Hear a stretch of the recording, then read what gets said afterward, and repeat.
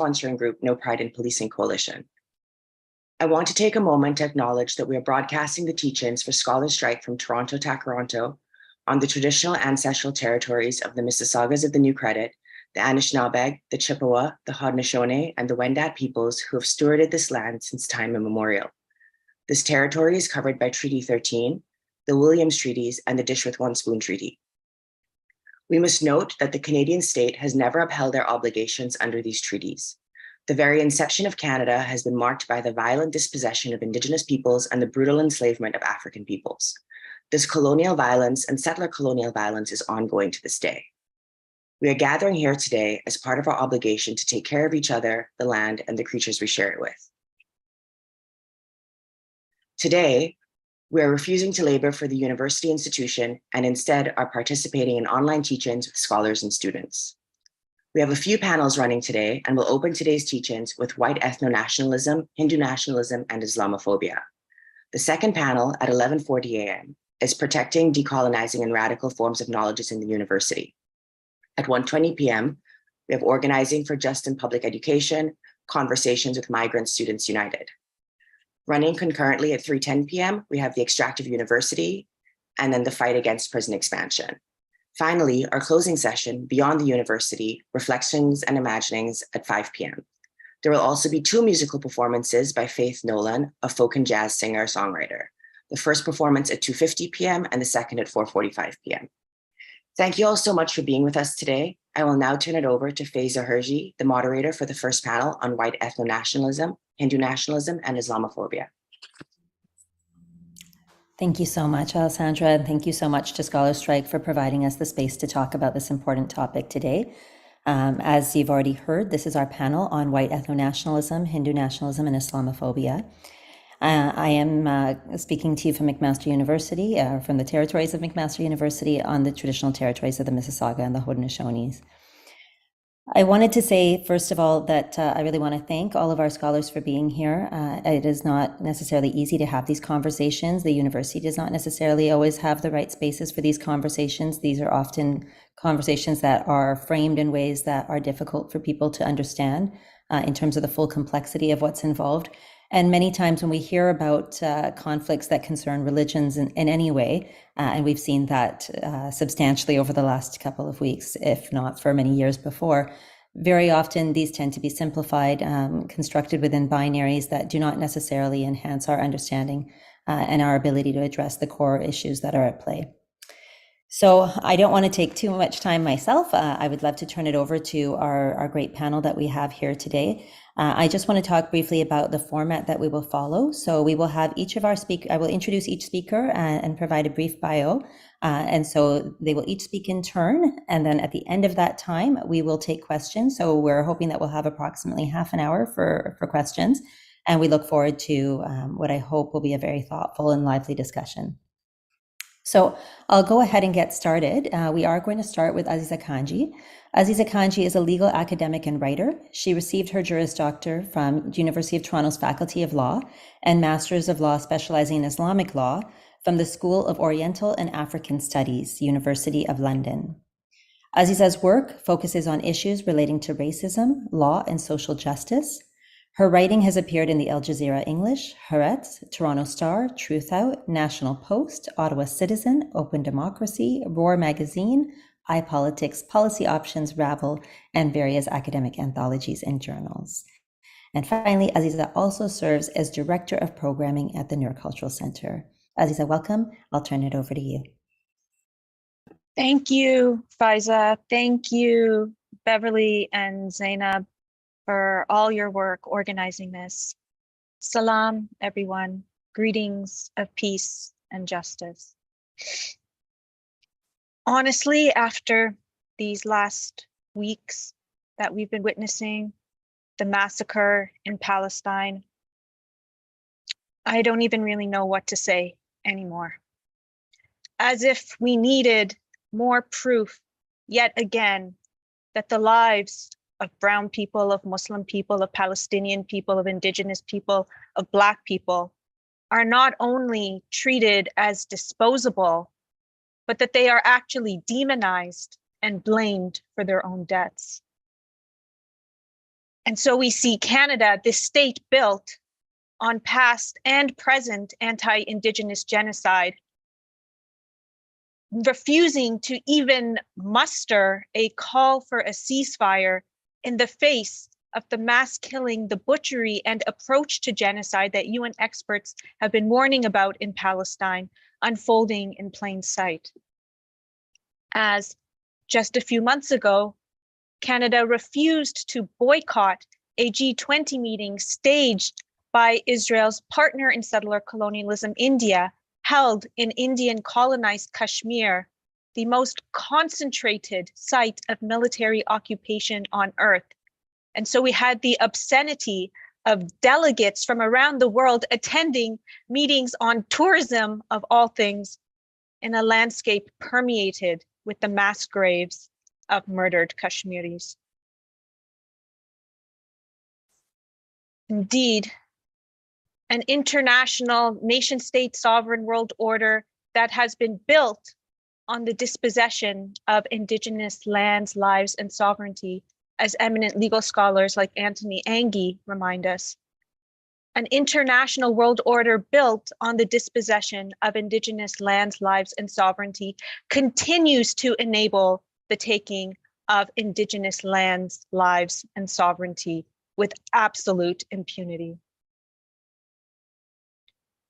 The coloniality of this contemporary world order is evident in the relationship between India and Israel, so that Israeli leaders proclaim as kindred spirits the leaders of a Hindu far-right nationalist movement, Hindutva, that was explicitly founded on Nazi ideology and continues to valorize Nazi ideology in school textbooks, for example.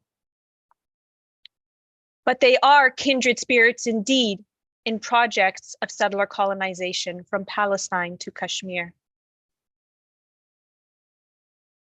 Indian and Israeli leaders openly, explicitly flaunt maps of Greater India and Greater Israel, showing lands of Indigenous peoples as explicitly incorporated into their own body politics, openly proclaiming in front of the world at the UN and India's parliament their intention to construct their homelands, Greater India, Greater Israel, on the destroyed and appropriated homelands of Indigenous people, whether in Palestine or Kashmir. A politics of colonial domicide, destruction of Indigenous homes, most literally articulated in the bulldozing, the mass bulldozing of the physical homes of the colonized, whether in Palestine or Kashmir. Of course, as befits so-called civilized nations, all of this violence is performed under the very name, or is performed not in contradiction to the law, but under the very name of the quote-unquote rule of law, which serves as little more as a fig leaf for the law of colonial rule. Under this law of colonial rule, it is not only the homes, the houses of the colonized that are deemed illegal, but the very colonized people themselves, whether it be in Israel's military courts, which have a conviction rate of over 99% of Indigenous Palestinians, or laws like India's Unlawful Activities Prevention Act, under the aegis of which even the most basic human rights and defense and journalism activities of the Kashmiris are punished, while the copious unlawful activities, murder, mass rapes, torture of the Indian regime in Kashmir are perpetually excused. The accountability mechanisms of India and Israel in both cases serving as little more than a way to avoid international intervention while projecting a regime of accountability that is predicated on colonial impunity. We often talk about legal black holes, the absence of law, as being a problem, but as scholars like David Deisenhouse point out, more pernicious then overt legal black holes are these type of quote unquote legal gray holes in which the illusion, the projection of the rule of law serves to obscure and rationalize and justify the ongoing perpetuation of violence with absolute impunity and no accountability. From behind these facades of rule of law and democracy in India and Israel, violence proceeds unchecked. India, the so-called largest democracy in the world, is also the largest arms importer in the world and the biggest destination for weapons from Israel, the so-called only democracy in the Middle East, which is also the largest arms exporter in the Middle East. Supposed precision missiles armed with virtual eyes produced by Indian tech companies, the supposed precision missiles inflict mass carnage on Palestinians, weapons which are then sold around the world, including to India, advertised as having been battle tested on the Palestinians in the killing fields under Israeli rule. And we know with the current violence happening in Gaza, that this has been yet another laboratory for the development of new weapons, with doctors and hospitals saying that they have seen types of injuries that they have never seen before, indicating the development and experimentation of yet more means of brutalization of the colonized. Of course, now, from Israel to India, these exercises of violence are now undertaken under the name of a quote unquote war on terror, which has little function other than to justify the application of almost unlimited state terror against those who are labeled as quote unquote terrorists themselves, from Standing Rock to Palestine to Kashmir. A global war on terror model explicitly based on colonial precedents, including America's genocidal exercises against indigenous people in the so-called Indian Wars. But of course, how else to justify such massive exercises of violence except through the application of colonial logic, which draws a dividing line between the truly human and the supposedly subhumanized. Another word for this line is called racism. Those on the subhumanized side of the line in previous colonial centuries were once called savages and barbarians. Now they are called quote unquote terrorists, or as Israel is calling Palestinians, human animals.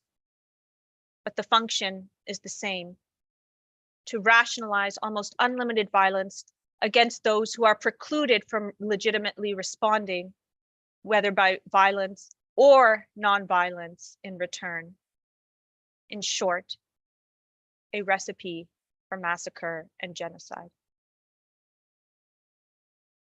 And yet, it is the opposition to this state terror that is called terrorism, the opposition to this racism that is being labeled a form of racism itself.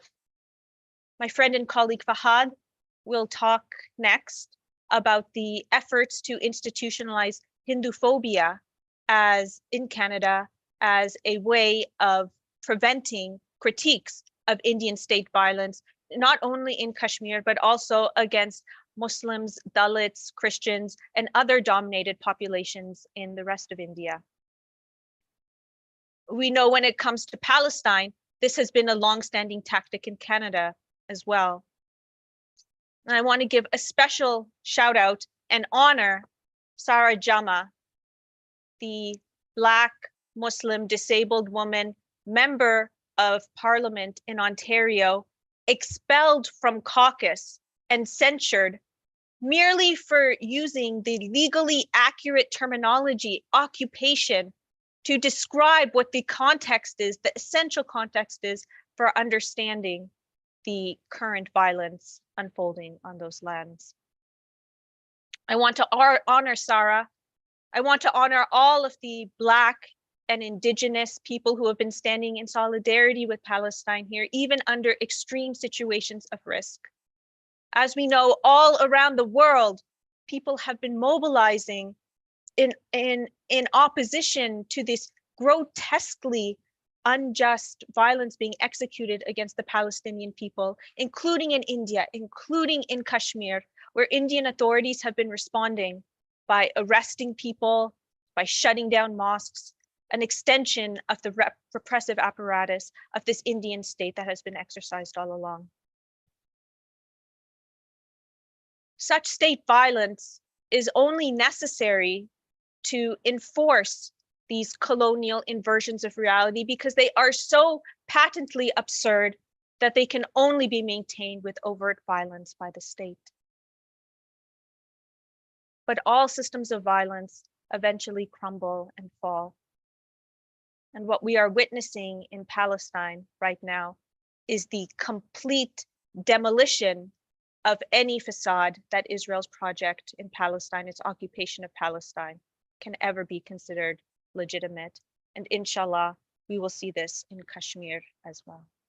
I'll leave it here and I'll give it back to Faiza to introduce the other panelists. Thank you, everyone, and I look forward to the discussion. Thank you so much, Aziza. So we'll turn next to Zainab Faruqi. Dr. Zainab Faruqi earned her PhD in Women and Gender Studies and Diaspora and Transnational Studies at the University of Toronto. She is currently both a Shirk postdoctoral fellow at Concordia University, as well as an assistant professor at the University of Toronto, Mississauga. Her dissertation, Digital Islamophobia, a comparison of right-wing extremist groups in Canada, the United States, and India, via qualitative discourse analysis, investigated and tracked the gendered, affective, and transnational digital strategies, rhetorics, and affinities of anti-Muslim extremist actors on Twitter. Building on her dissertation, Dr. Faruqi's postdoctoral research will conduct a mixed methods comparison of Hindu nationalist and white supremacist accounts on YouTube in order to further assess the effective and affinitive alignments among extremist groups and their exploitation of audio-visual affordances. Zainab, welcome. Thank you, Faiza, for the warm introduction. Do you see my slides now? Perfect. And also, I want to thank Aziza for setting up, the conversation for what I'm going to talk about in terms of like providing some case studies to sort of shed more light on what exactly Aziza is trying to say, and other panelists are going to talk after. So this presentation, sorry, just bear with me. So this presentation is part of my book in progress called Digital Islamophobia and Gender Conspiracy. And in this ongoing project, I talk about the transnational connection between white supremacists in North America and Hindu nationalists in India through social media platforms such as X, that formerly known as Twitter. So my finding shows that these two seemingly unrelated extremist far-right actors, that is to say Hindu nationalists and white supremacists, have become increasingly ally in positioning Muslim as common enemy through the use of social media platforms.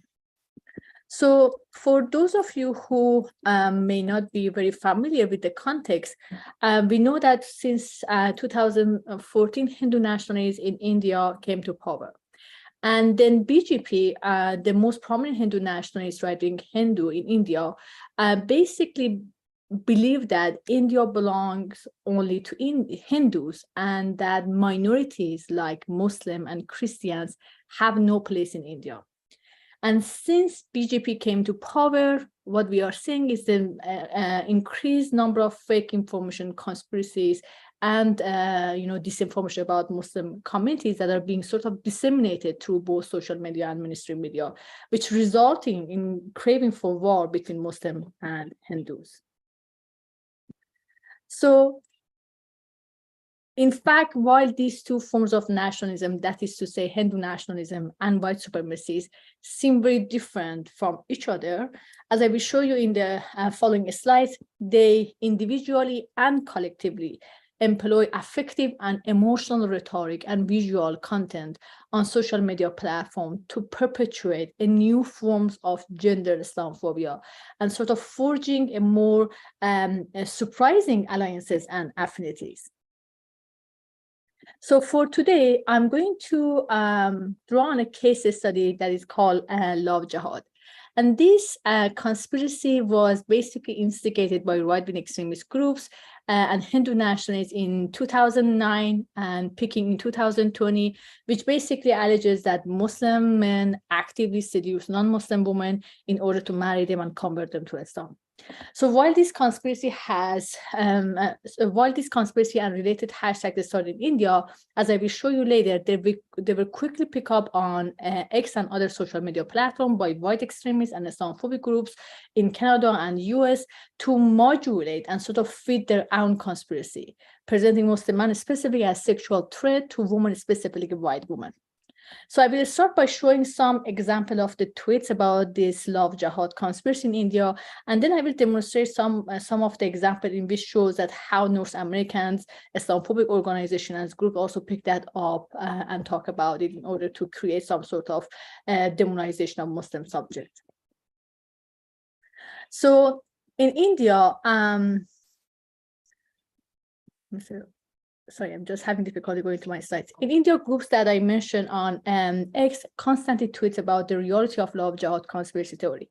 For example, a Hindu nationalist group warned Hindu women against dangerous, sexually aggressive Muslim men and tweeted, and that's a quote, "Love jihad is war declared by jihadis against Hindus and Christians through the medium of deceptive love. Today, it has become need of the hour for Hindus to take proper precaution so that Hindu women should not fall prey to this demon of love jihad." And hashtag love jihad is reality.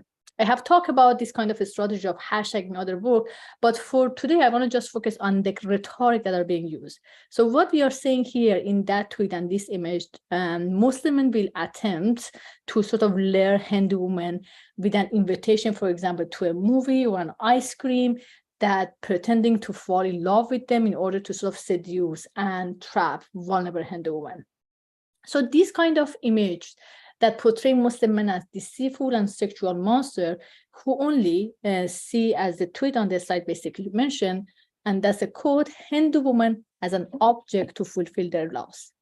So what happens here that Hindu right-wing extremist groups argue that to combat this Muslim monster, we need to take some kind of precautionary measures in order to save lives and to ensure how Hindu culture heritage is preserved. So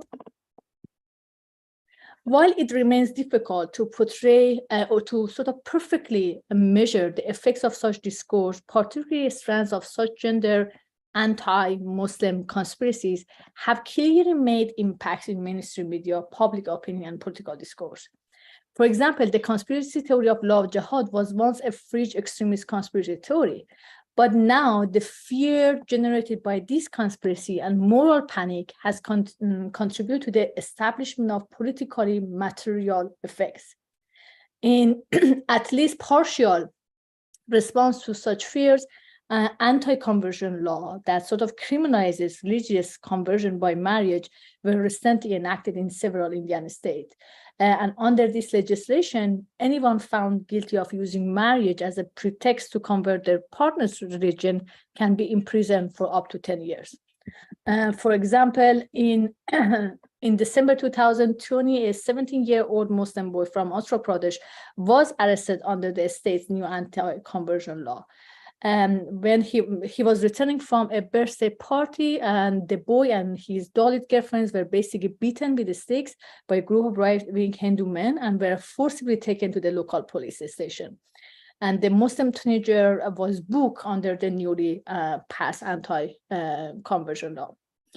There were some cases that Muslim men were killed by Hindu vigilantes and set in fire on the suspicion of, persuading a love jihad. So we can see here how the weaponization and affective strategy of such virulent online discourse are to successfully propagandize Muslim men as the sexual demand of love jihad, and produce a very real and very violent and life-destroying effects. So while the alleged conspiracy theories of love jihad emerged in India, it hardly remained there. In fact, the love jihad conspiracy theory was taken up by white nationalist group in North America and formulated to sort of project Muslim men specific in negative light. For example, Pamela Galler, who runs anti-Muslim gallerreport.com, and Robert Spencer, whose picture you see on the slide, he also runs a Jihad Watch organization, tweeted a lot and wrote articles about the so-called danger of love jihad. For example, Pamela Galler tweeted an article that I put on the slide, and in that article, she says that another case of rape and attempt forced conversion has come to light in India, and that an attempt was made by a Muslim man to sort of forcefully convert a Hindu girl to Islam. So she stated that such kind of cases are not getting any mainstream media attention. I put a quote of her, a part of her article on the slide, that she says, the political media elite doesn't care. If it were a Muslim girl being kidnapped and forced to convert to Christianity or Hinduism or any other religion, then the international media would be all over it, and we wouldn't hear about anything else. So she here, what is trying to say is that media, that news such things such as this doesn't get media attention because the media is run by Muslim or those who are in favor of Muslims. Also, in this way, what we see is that Pamela Galler employs X and other social media platforms not only as an alternative medium to break the news about the threat of Muslims, and also try to establish the conspiracy of love jihad as a truth, right? So the response of the users to her posts also very much demonstrate the ways in which she was successful in establishing the love jihad conspiracy as a fact. One of the users, for example, says that the jihad in India is not over, and they thank her specifically for shedding light on what Muslims are doing in India. Similarly, Robert Spencer, the founder of Jihad Watch, posted numerous tweets and has written a lot of articles, as I mentioned, about the serious threat of love jihad. In an article that I put on a slide, he also claims that, and that's a quote from him, love jihad is worrisome because educating a young woman about the kind of company she must keep is not enough. I have to explain that, I think, a little bit more. There are lots of educational, toolkit for women now in India, Hindu women in India, to make sure that they are not falling into this trap of love jihad. So he goes on and say that the love jihad is assume false identities and flaunt Hindu names to prey on girls from Hindu families and lead them to a life of torment, or in many cases, brutal death. Then the article provides some sort of real cases to show how Muslim men have duped Hindu women into toxic romantic relationship year after year. So basically, such narratives construct the masculinity of Muslim men as unacceptable, uncontrollable, untrustworthy, but at the same time, it tries to project Hindu masculinity as acceptable, under control, moral, and virtuous, and even necessary to protect, Hindu women. By the very same token, such narratives basically perpetuate the idea that women are weak, vulnerable, and naive, who do not have the agency or wisdom to make informed decisions regarding their own lives, let alone their sexuality. So what we are seeing here is that this intensely shared hatred for monstrous Muslim, I argue, brings Hindu and white subject into transnational affective alignment. And this transnational alignment is produced through the demonization of Muslim bodies, which are framed as always already threat that should be expelled by any means, including violence. And the role of social media platform is important in creating such kind of transnational affective alignment and perpetuating such kind of gendered conspiracy. In fact, such forms of Islamophobic conspiracy gain considerable traction through their repetition that is enabled through this kind of, the design of this kind of social media platform. The case of love jihad also is a good demonstration of why we might call some social media platform like X as a weapon of mass repetition. So in this specific case, X is specifically designed via algorithms to generate and spread such forms of virulent discourse by placing the most viral messages at the top of users' timeline, and so generating more and more similar messages. In short, Islamophobia elegantly aligns with technology on Twitter and X in the production of novel form of gender Islamophobia and creating of new forms of transnational affinities. But also, I think the lack of actions of social media, or sort of action, I have to say, social media platform in dealing with such violent content is very important for us to analyze, specifically in light of war between Palestine and Israel. What we are witnessing here is a very calculated and systematic erasure of Palestinian voices on various social media platforms. Many posts, images, and links that are documented and show Israel's human rights violation of Palestine is censored in the company's terminology is being sort of moderated, right? So these censorship actions range from, shadow banning, where users remain unaware that their content is being hidden, which limits very much the visibility of users' content. And also we see how some pro-Palestinian content is explicitly removed and hashtags are blocked and effectively shifting the Palestinian narratives. In fact, one of my colleagues who live and teach in Gaza posted something on Facebook in which he simply said something like, and I put his post on the code, that he said, in Gaza, we say goodbye to each other. And then he asked God to help him to, get through this. I took a screenshot of the message from the Facebook that was shown below this post. And it says, only people who follow this profile for more than 24 hours and friends can comment on this. So despite the fact that this post and many similar posts include no direct calls or violence or hate speech, they are being censored. And the human rights organization and independent reports have exposed the biases of this social media platform and how they disproportionately target Palestinian content. And the reports show that the voice of Palestine and their supporters are systematically erased or minimized on social media platforms. And these biases are also now replicated in the AI algorithm system that we see online. So, excuse me. So the tweets about the love jihad that I showed you at the beginning of my talk, even as you notice, even though these, many of these comments and tweets about love jihad are inviting for direct violence against Muslims, this post never get erased from social media platform. What this tells us is that how Muslim bodies are systematically dehumanized, which basically, as Aziza mentioned, very much justify and rationalize any forms of violence against them. As James Forsher rightly mentioned, when you demonize, you dehumanize, and when you dehumanize, it allows you to kill your enemy and no longer feel guilty about it. I'm going to end here, and thank you for listening.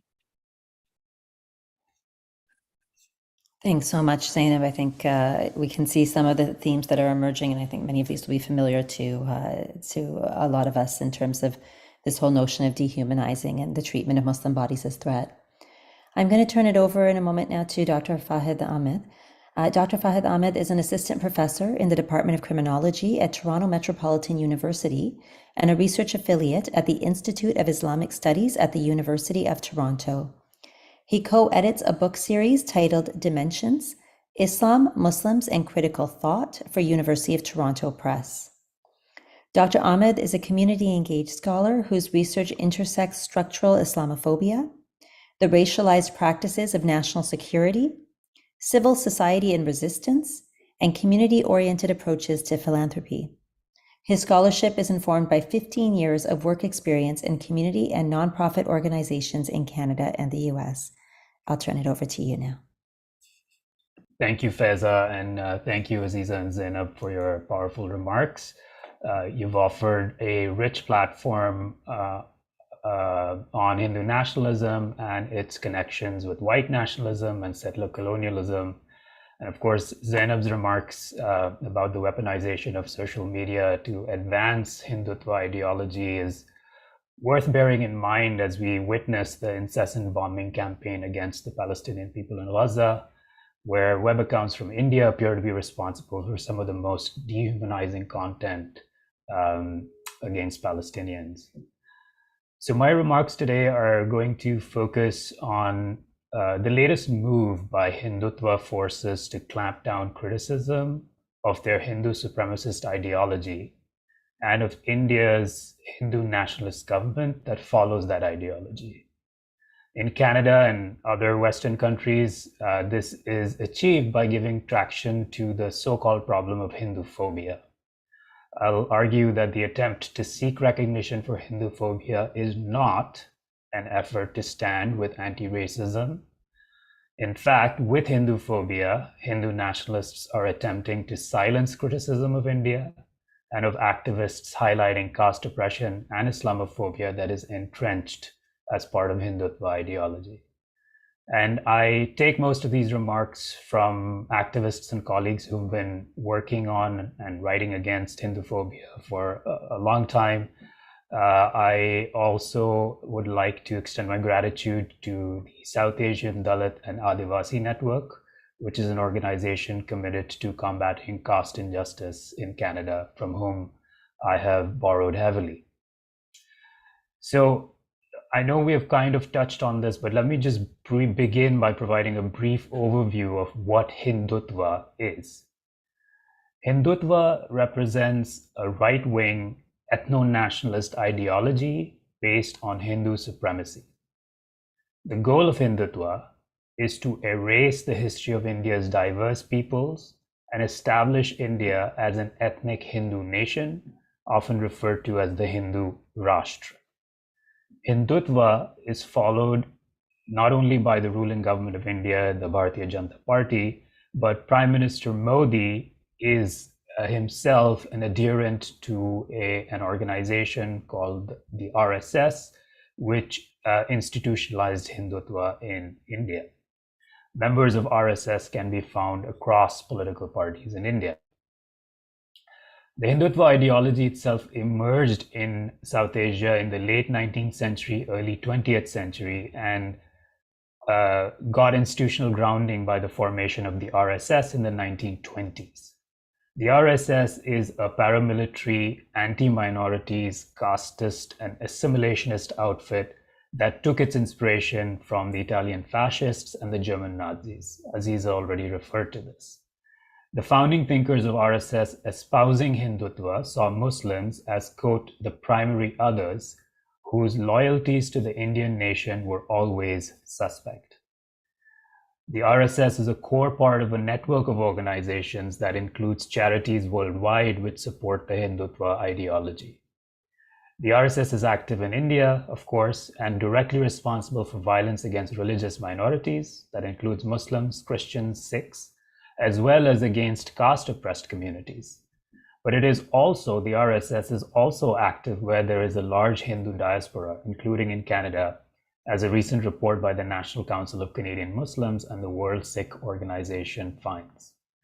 So just to quote a line from the report, quote, various RSS-related organizations are operational in Canada. Chief among this are educational chapters that prepare youth and adults through ideological training, ceremony, and religious instruction, all linked to the supremacist ideas of RSS founders and ideologues, end quote. The UN and various human rights organizations have documented that under Narendra Modi's right-wing BJP government, atrocities against Kashmiris, as Aziza very powerfully outlined, religious minorities, caste-oppressed communities, Dalits, Adivasis, who are the first dwellers of India, have seen a significant uptick.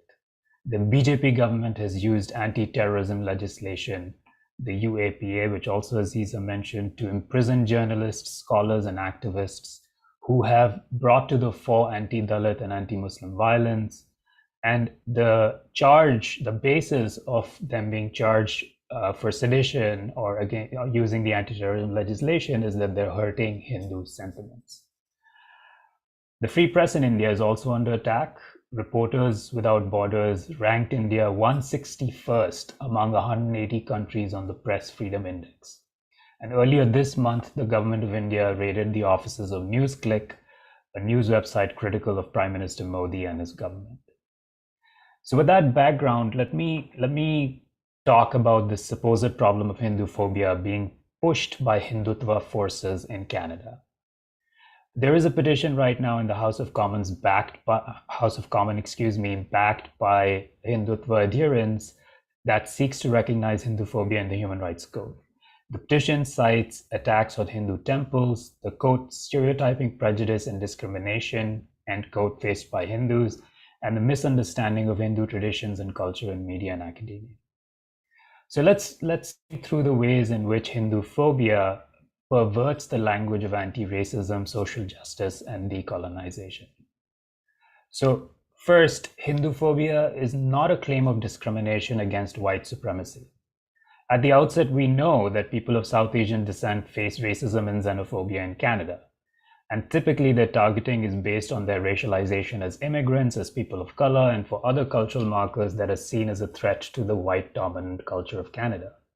Importantly, this is a shared experience by all South Asians, irrespective of religion, and I would argue broadly by all racialized immigrants. We know that Muslims are the single largest group targeted not only through interpersonal discrimination and violence, which we have seen examples of in the Quebec City mosque shooting and the murder of the Afzal family in London, Ontario in 2021, but Muslims are also targeted as a result of systemic or structured Islamophobia. In other words, laws and policies that specifically target Muslims.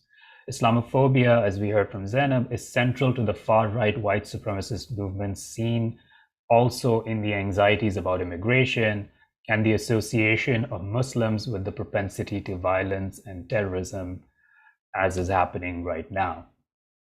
Islamophobia is also core to the Hindutva ideology.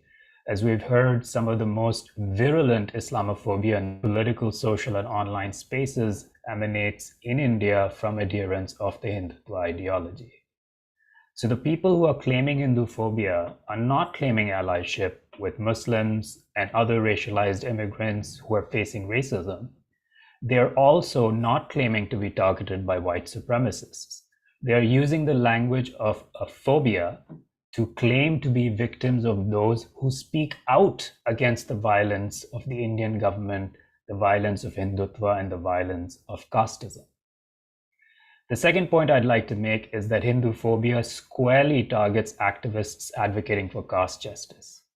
The caste system is an inherent part of South Asian society. It's a hierarchical and dehumanizing social system rooted in Hindu law and Brahminical practices. It's violent, reprehensible, and maintains oppression based on inherited status through marriage, labor practices, and social norms. A report by Equality Labs in the US and a ruling by the BC Human Rights Tribunal highlights the ways in which caste discrimination operates in the diaspora. Earlier this year, the TDSP passed a resolution to recognize caste discrimination. And also asked the OHRC, the Ontario Human Rights Commission, to create a framework to address caste oppression. Ironically, the same group that has filed for the petition for Hinduphobia opposed the recognition of caste discrimination at the TDSP. This group, along with other Hindutva proponents, launched a campaign against the trustee who brought forward the motion for recognizing caste oppression, and they've harassed and sent death threats to Dr. Chinya Jangam at Carleton, who's the foremost Dalit scholar in Canada. So the groups supposedly defending Hinduism are on record saying that anything perceived as critical of Hinduism is, quote, Hinduphobia. This borrows from the playbook of white supremacists. who make claims of self-victimhood when activists call out white supremacy and make demands for justice and equality. In September this year, the South Asian Dalit and Adivasi Network Southern wrote an open letter to MPs highlighting how Hinduphobia presents direct harm against advocates of caste justice.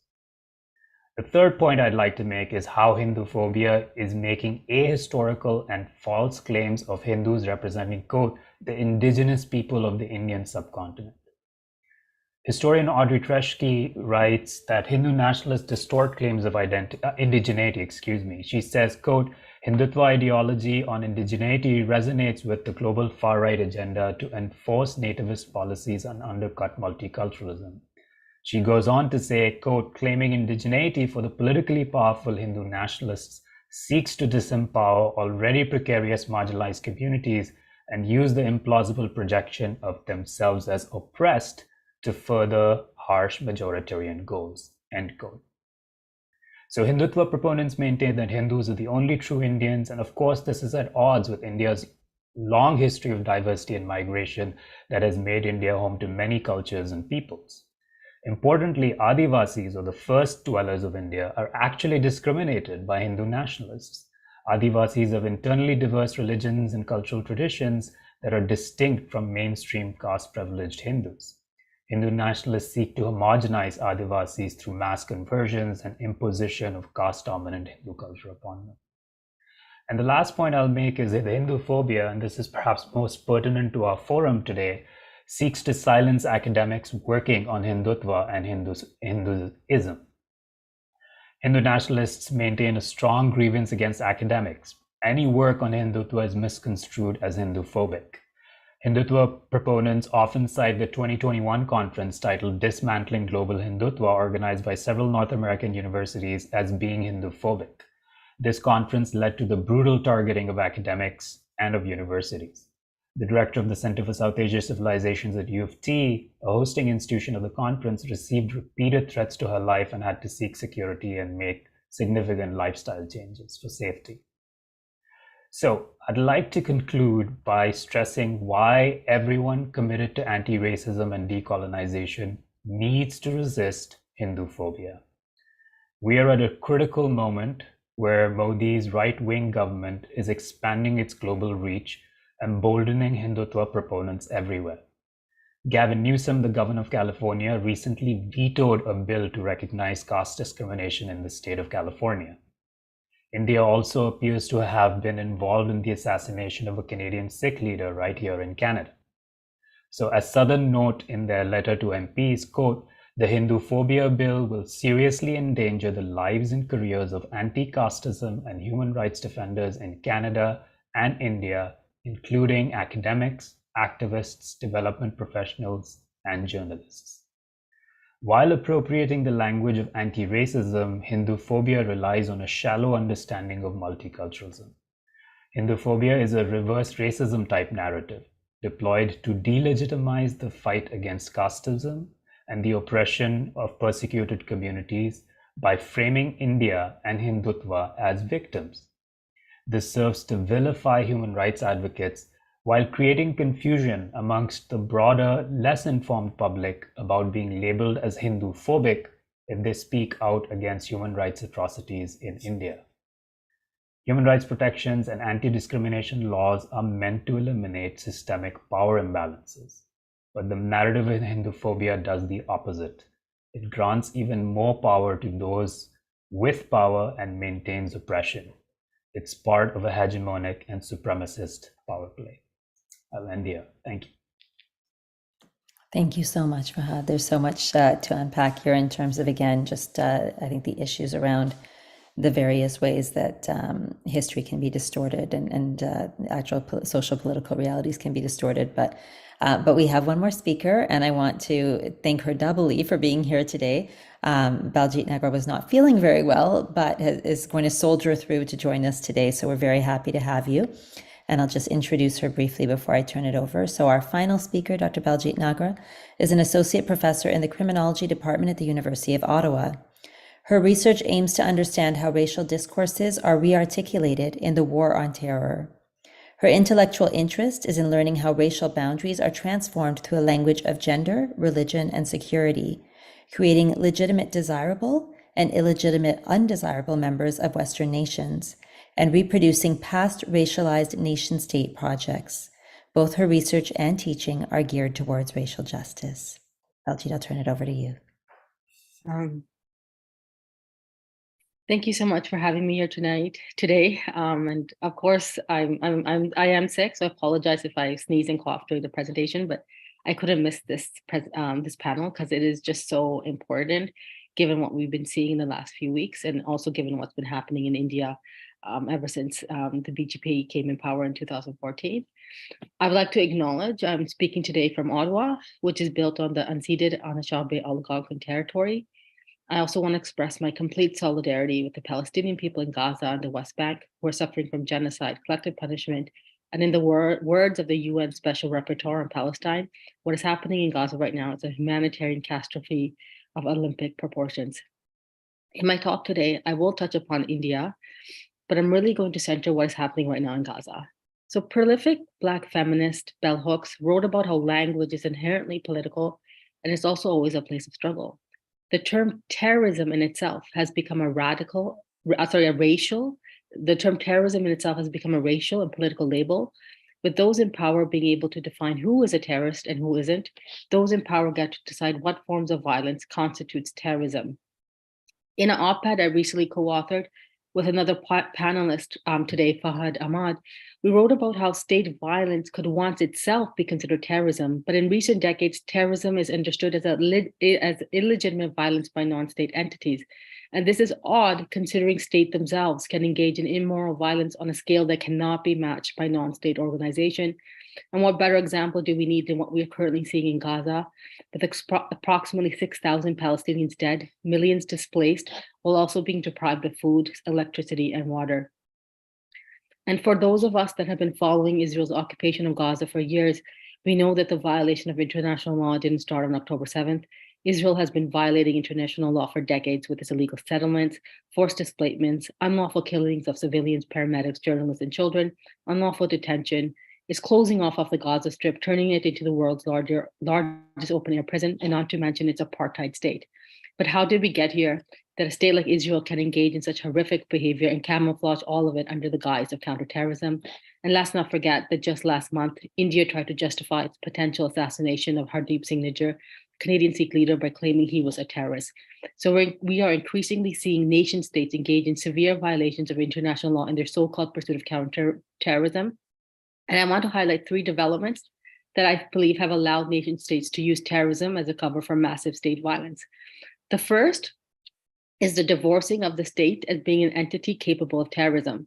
So of course, while there's no general consensus about what the definition of terrorism is, there is a general understanding that the terrorism refers to violence conducted for political purposes. So the argument could easily be made that Israel's genocide of Palestinian people is a way to further cement its settler colonial project, and hence should be understood as a form of political violence. The same can be said of India's assassination of Hardeep Singh Nijjar, which was an attempt to suppress the Sikh separatist movement by instilling fear. And in her book, Disciplining Terrorism, Lisa Stepanitsky outlines how writers on political violence during the 1960s classified terrorism as largely an attribute of states and political systems. However, the framework of terrorism that has emerged over the course of the 1970s to 1990s recast such incidents as the acts of pathological or irrational actors and not those of nation states. This has also led to nation states becoming the dominant actors in categorizing certain forms of violence as terrorism. And this is problematic because in reality, nation states are often the dominant perpetrators of it, as we can see with what's happening in Israel. The second significant development that I want to talk about that began to occur in the 1970s was the emergence of a framework that described those that engage in terrorism as not rational political actors, but instead as those that are just evil. So the problem of terrorism then is seen as rooted in terrorist identity itself. In other words, terrorists are seen as committing terrorism because they are terrorists and not because of any rational political purpose. And this really became cemented with the discourse that was employed by the Bush administration after the September 11 attacks on Twin Towers. And Richard Jackson has documented this in his book, Writing the War on Terrorism, that the US government deliberately suppressed any political reading of the September 11 attacks, particularly those that could implicate American foreign policy.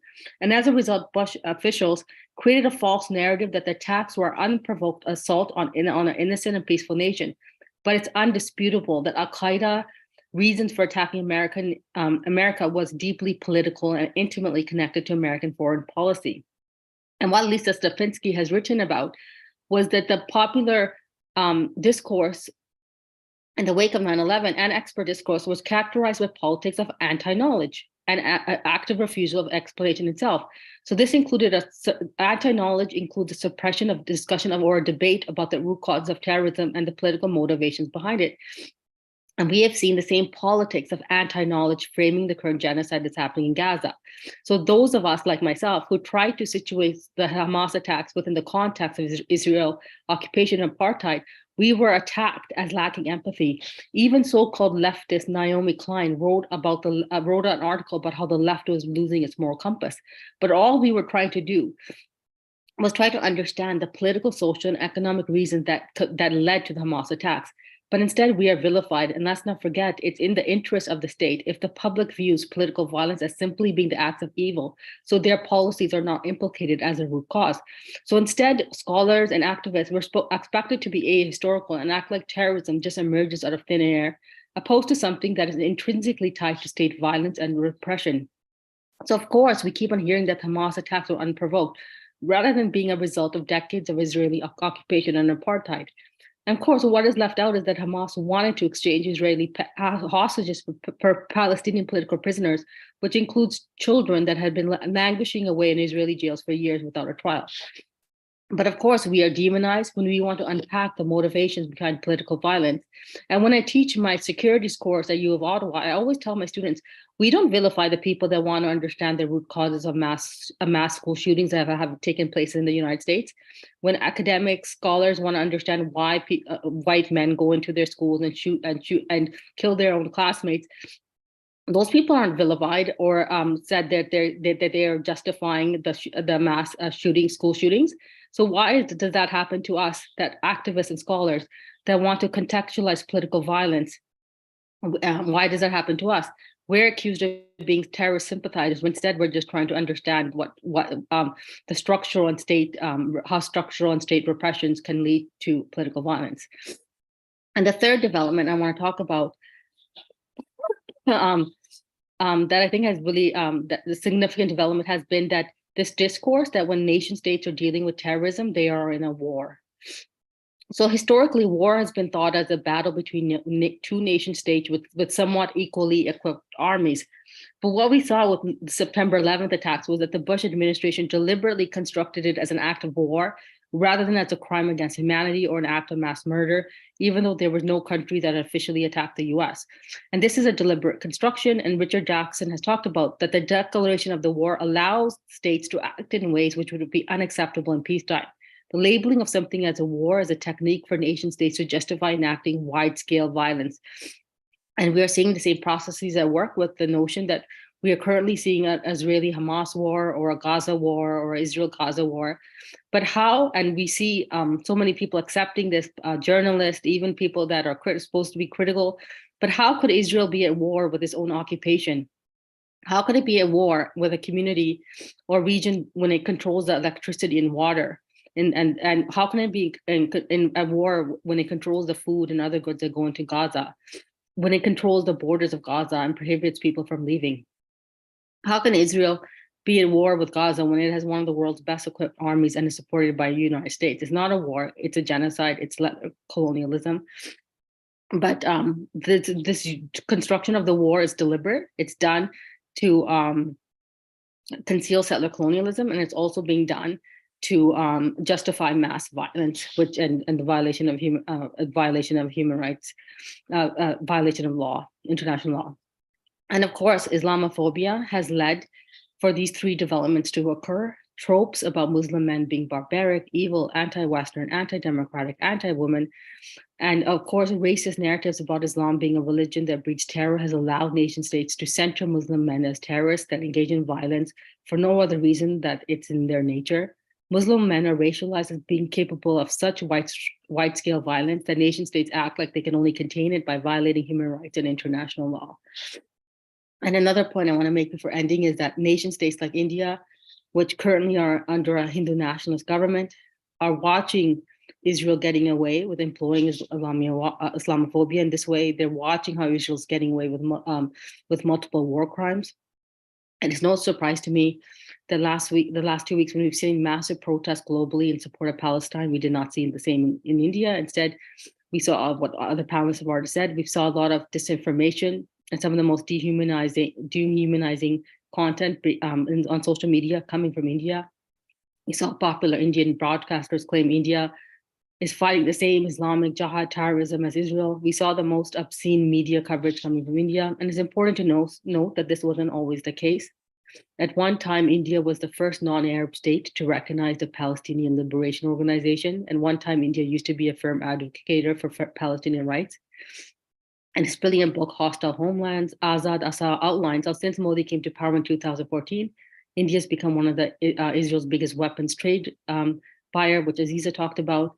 And in his book, Azad Asa also outlines how India's BJP party wants to emulate Israel. Like Zionism, Hindutva is predicated on creating a supremacist nation built upon a single united identity, and the BJP wants to do the same thing in India. And we also see the BJP trying to emulate how Israel has occupied Palestine with the way it's trying to administer with its administration of occupied Kashmir. And thank you very much for bearing with me. And those are my comments for today. Thank you so much, Baljit. I know that was probably not very easy for you, but you made it through, and that was I'm so glad that you were able to make it. Thank you to all of our speakers. I think that we have a lot that we could discuss potentially. So I'll just see if there's any. So we'll open up now for questions. But maybe while we're waiting for some questions to come in, I'll just comment on a few things that I thought about as all of you were speaking. In no particular order, but one of the things that has struck me, as it strikes me whenever there's a conflict that involves Muslims in any way, the lack of knowledge, I think, around the history of some of these regions is part of what allows the misinformation to perpetuate. And so I think there are very few people, probably in Canada at least, who would be able to tell you about, as I mentioned, Kashmir.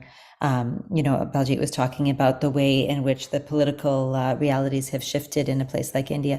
And so I think those are all very difficult for people to grasp. And so in many ways, it comes back to this notion that, those who don't know their history are doomed to repeat it. And I think that it has become very difficult to talk about these histories, or perhaps people aren't interested in the histories. Maybe it's a combination of both. But so much of this misinformation can only be fed by the fact that there's a lack of knowledge in the first place. I think also this consistent, refusal, and here I'm speaking specifically of India, one of the reasons you can have these different narratives around Hinduphobia versus Islamophobia and have this constructed as, sort of have this persecution complex that Fahad was talking about, again, I think comes back to the fact that there is not necessarily a good understanding of the differences amongst different kinds of racialized people. So from the average Canadian perspective, I don't know if it's well understood that you have this sort of multiplicity of peoples inhabiting places like India, inhabiting the South Asian diaspora, inhabiting the Muslim diaspora. It all becomes lumped together. And so it's hard for people to pull apart what the different issues are. And why you can't just talk about any of these phenomena in a very generalized kind of way. So I think that that politicization is fed very much by a sort of widespread ignorance, which is not necessarily the fault of the public when you look at the sources of information that they have.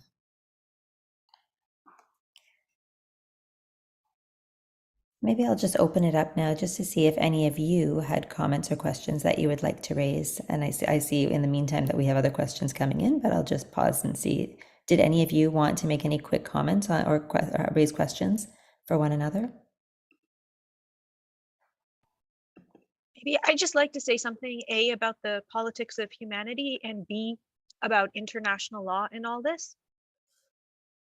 As Muslims, we're constantly told that we need to humanize ourselves, in response to the overwhelming quote unquote dehumanization of Muslims.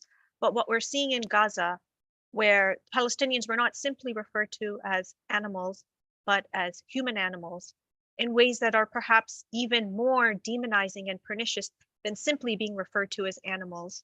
Because what being labeled human animals does is it permits Gazans to be held responsible for their own deaths in ways that quote unquote animals never are.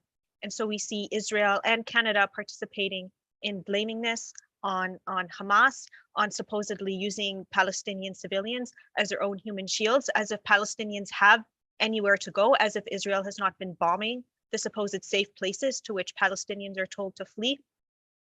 When we see Palestinians being called human animals and being held responsible for their own deaths, this signals to us the severe limitations in a politics centered around humanity and attempting to humanize ourselves and assimilate ourselves to a model of humanity that has always been predicated on the domination, dispossession, and demonization of the colonized.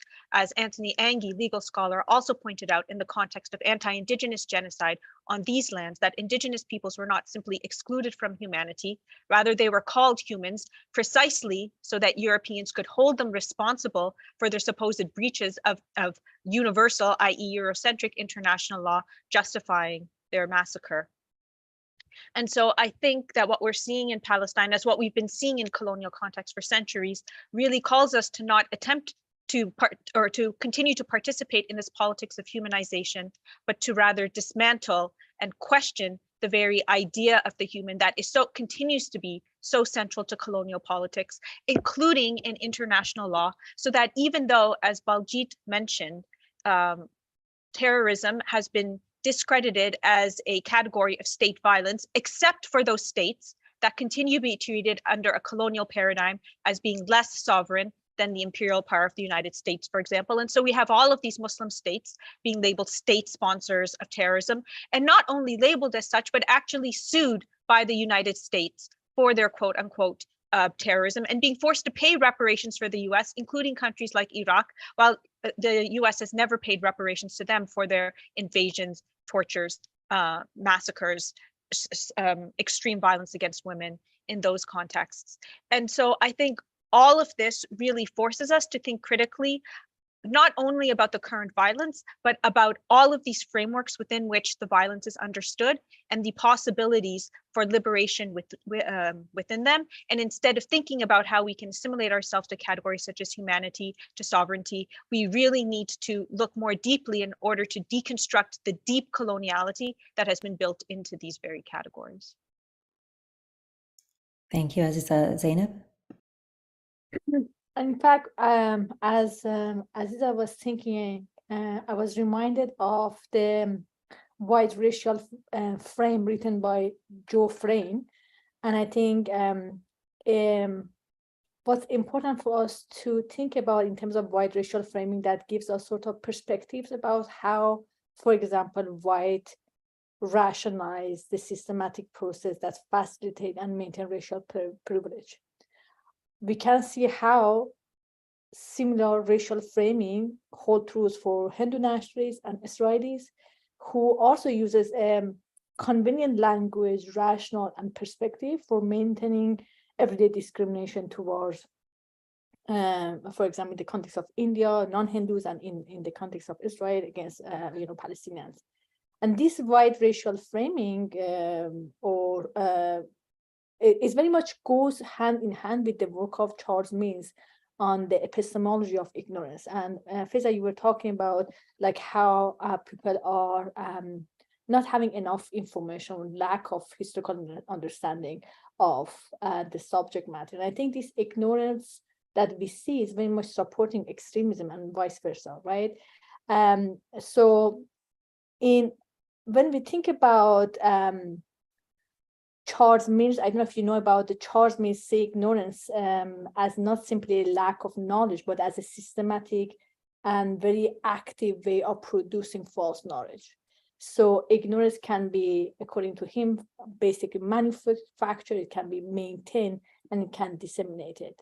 And when it comes to white supremacists and Hindu nationalists, or like in the context of Palestine, we see like the ways in which the hierarchies of people in terms of stories on the top and placing on the bottom reminds us that ignorance also includes both manufacturing of false belief and the absence of true belief about people of color, in this case Muslim, supporting a delusion of certain racial superiority in the context of North America wide, in the context of Indo-Hindu superiority.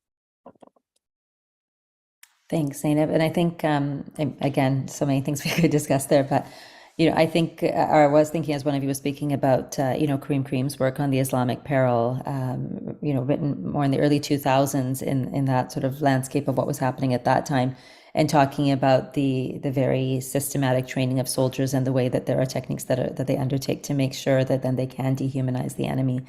And I also think too of, I think it was Fahad who was talking about the way that Hindu phobia is constructed in a very particular way.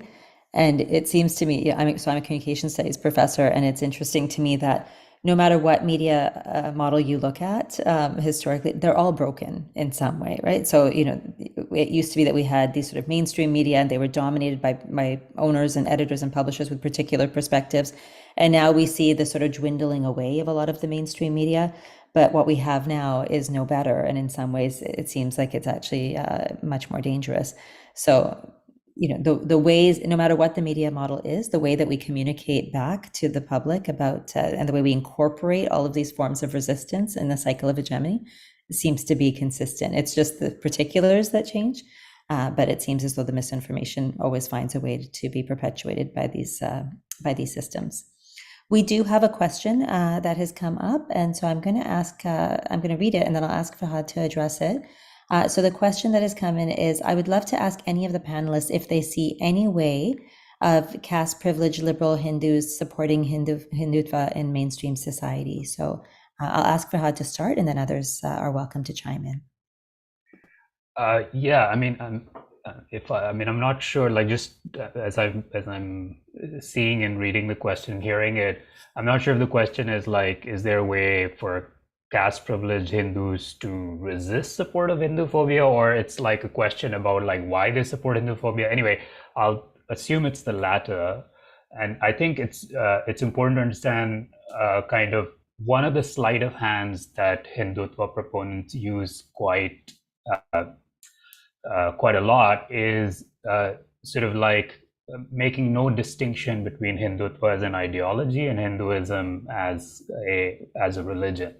And I think this has been very successful for them, because I mean, essentially what they are saying is that, oh, you can't really engage in any meaningful intellectual discourse about Hindutva ideology, or even, scholars who are producing scholarship about Hinduism, because essentially that is Hinduphobic, unless it subscribes to kind of this model that they've supplied, which is obviously very hegemonic. It's kind of like favors the central models of the Hindu nationalist Indian government, the Hindutva Indian government of the BJP and Prime Minister Modi. And we kind of see this everywhere. We're seeing this in the reshaping of curricula, for example, within Indian institutions. We're seeing the rewriting of history of India. We're also seeing this in life science, right? I mean, I was just in India where I've learned that if you're applying for a grant in the medical sciences, you have to make some connections to like Ayurveda and things like that, which are treated as indigenous knowledge. So this is where the appropriation of indigeneity becomes important. And decolonization for the Hindutva ideology means a very specific thing, which is not the way that you and I talk about decolonization, or you and I think about power and sort of the epistemological hegemony that colonization has produced. But it's kind of a they've given you a format, and if you subscribe to that format of knowledge, then you have colonized. Otherwise, no, you haven't. It also erases, as I said, kind of the diverse histories of peoples and movements of thousands of years of the Indian subcontinent. And so we have to kind of keep this in mind, I think, as we were thinking about why this kind of narrative has so much currency in the diaspora. Thanks so much, Fahad. Did anybody else want to comment on that question?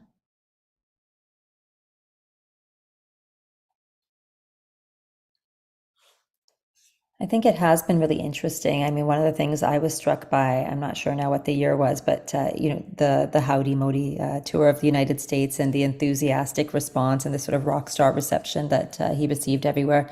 And I always wonder when I'm reading the coverage of these kinds of events, is it because people don't understand, or is it because they understand all too well what the structural advantages that they're gaining out of this kind of support?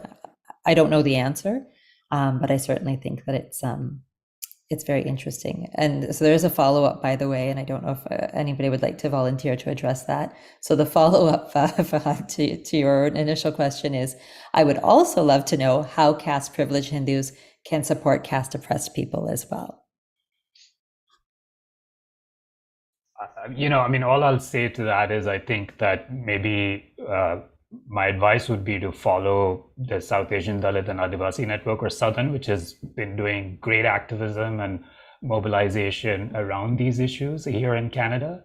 So my advice would be to go and check out Southern's website, check out the letter. I can put a link to that here that they sent to the MPs, and it really maybe that's an avenue in which you can help stand with caste-oppressed people against Hindutva.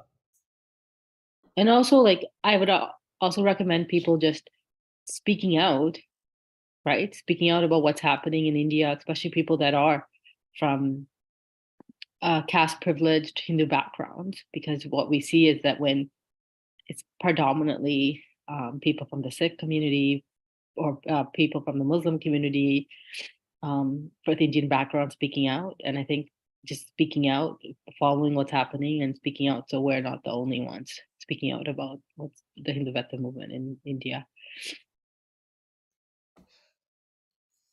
Yeah, I think those are great points, and I wonder if some of it is also just generally, and this maybe goes back to what Fahad was saying, but just generally sort of educating oneself. I have to say, and sounds very naive, but this is not necessarily related to Islamophobia, but just in general, the way these sort of caste privilege structures perpetuate. But I remember reading a piece from Paula Chakravarty maybe last year, talking about the way in which she was discriminated against in her own department. And some of it was around gender, but some of it was also around caste privilege. And it really opened my eyes in many ways. But I thought about what it must be like to be an administrator or a senior member of these departments and not necessarily understand those dynamics and how that might play out in terms of the subjugation or the marginalization of some of your faculty. And so some of this, again, I think comes back to broadening our knowledge. So this is a very big question. I'm not sure who would like to take this on, but I'll read it out, and maybe this will allow some time to think about who would like to volunteer to address it first. So we have a question: if Canada is able to bring sanctions with India, and I would maybe want to challenge that assertion a little bit, but let's say if Canada is able to bring sanctions with India, why can't we do the same with Israel?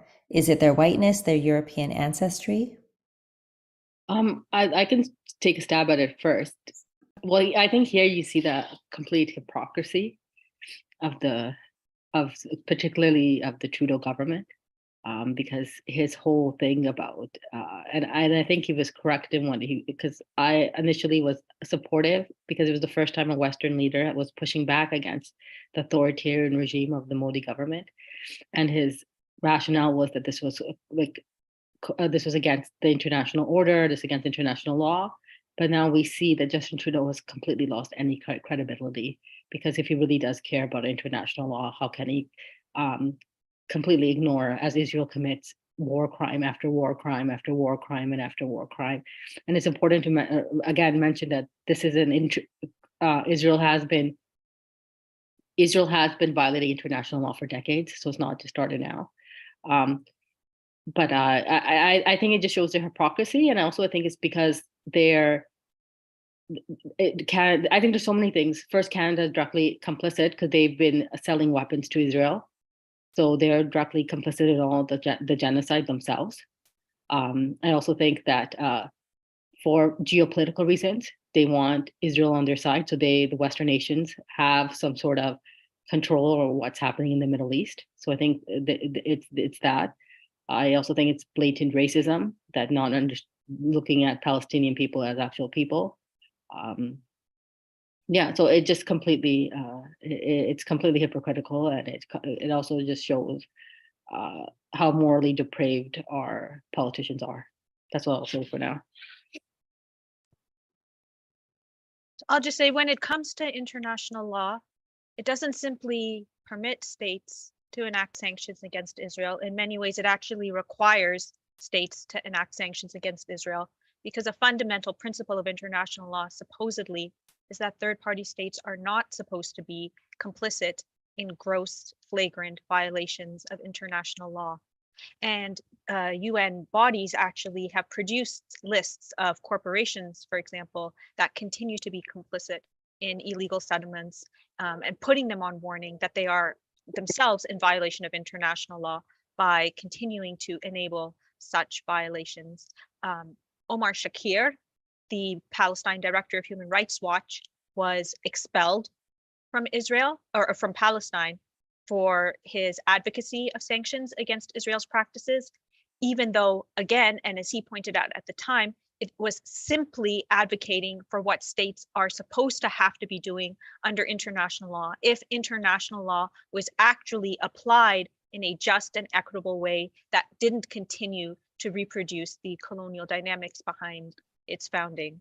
The grotesque irony of the situation is that so much of the colonial doctrines that have been embedded in international law themselves drew from precedents of centuries of European Christendom's persecution, pogroms, torture, and genocide against Jewish people, culminating most horrifically in the Holocaust. But we know that these precedents from the Crusades against Jews, as well as against Muslims, were explicitly drawn on in founding the originary doctrines, such as the doctrine of discovery, that formed the basis for the settler colonial projects on these lands. And yet now, the persecution of Jewish people, the gross anti-Semitism deeply embedded in Western history, the guilt for that is now transferred to the Palestinians, describing Palestinians as the enactors of the modern Holocaust. I remember even when Justin Trudeau was apologizing for Canada's refusal to admit Jewish refugees fleeing Nazi Germany during World War II, when Canada finally decided to issue an apology for this, the one instance of modern anti-Semitism that he pointed to was not the rise of far-right governments throughout Europe, but rather the BDS movement in order to secure basic rights and justice for Palestinians and compel Israel to adhere to international law by other states doing, again, what they have always been supposed to do, which is not continue to be complicit in these gross violations. And so the racism, I think, is not simply a recent one of Canada allying itself with another white settler colonial project, although of course it is that too, that we see these forms of complicity and solidarity between all of these settler colonial projects, but rather it goes much deeper to the racism embedded in the international order itself. Thanks, Aziza. So we have just a few minutes left. I'm just going to ask if there's any final comments anybody would like to make before we wrap up.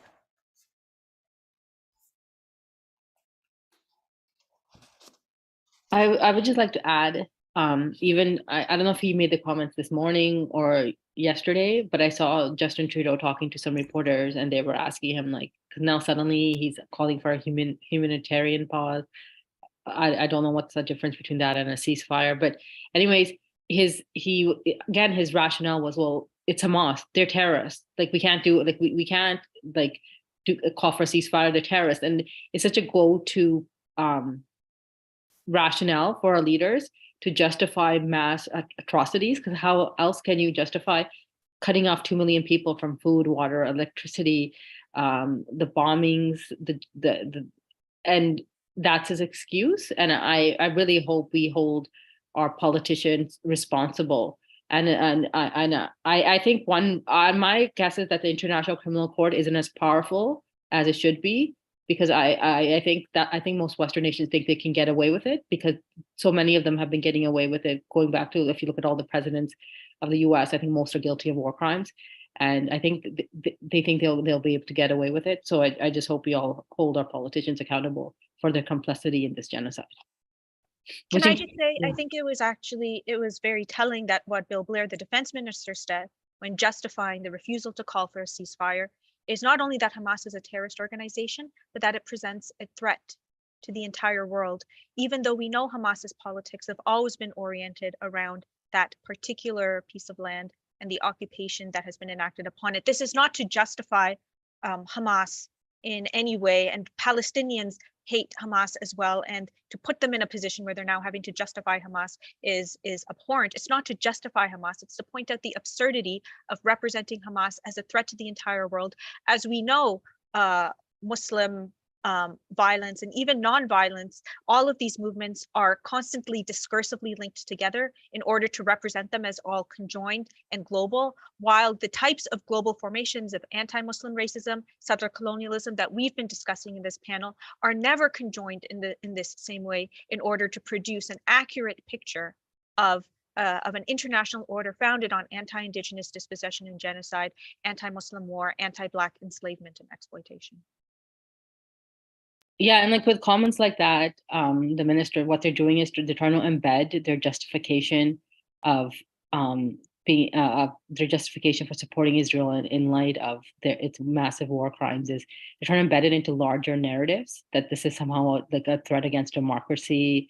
It isn't, and that's what the Bush administration did it too. It was no way Al-Qaeda didn't attack U.S. because it's a democracy. Otherwise, why didn't it attack Canada? Why didn't it attack France?